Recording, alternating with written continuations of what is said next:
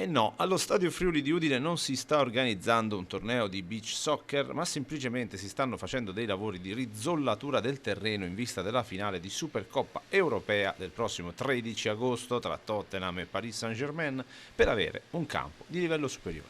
Stiamo completamente rizollando il terreno del campo dello stadio, questa è un'attività che stiamo facendo in accordo con la UEFA e avremo appunto il 13 agosto un campo davvero eccezionale che poi come legacy, come eredità ce lo utilizzeremo noi dell'Udinese in tutte le partite di campionato per i prossimi campionati. Un progetto che la UEFA pagherà quasi €500.000, un intervento di cui poi usufruirà la squadra del club bianconero. Per questo si sono scelti soltanto materiali di primissima scelta, arrivati dalle varie eccellenze italiane per il nuovo campo misto artificiale rinforzato. Il lavoro è diviso per fasi, la prima fase ha previsto lo scotico completo di tutto il terreno preesistente che è stato raschiato per una profondità di 6 centimetri. Adesso viene stesa la sabbia, che anche questa è una sabbia particolare perché poi bisogna sempre,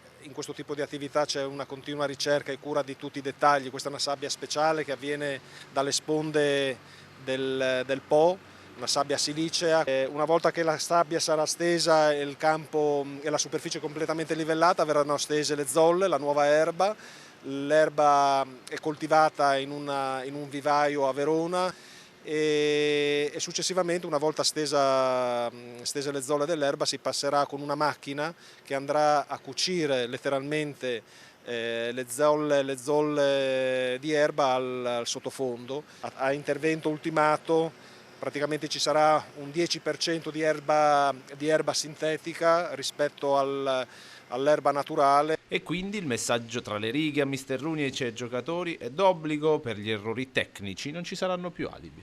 Anche i nostri tecnici richiedono degli standard di qualità molto alti e sono molto esigenti giustamente su quello che sono le superfici dei campi, tanto del campo principale quanto dei campi di allenamento. Allora è giusto dare questa soddisfazione anche ai nostri giocatori. Diciamo che le scuse verranno gradualmente meno.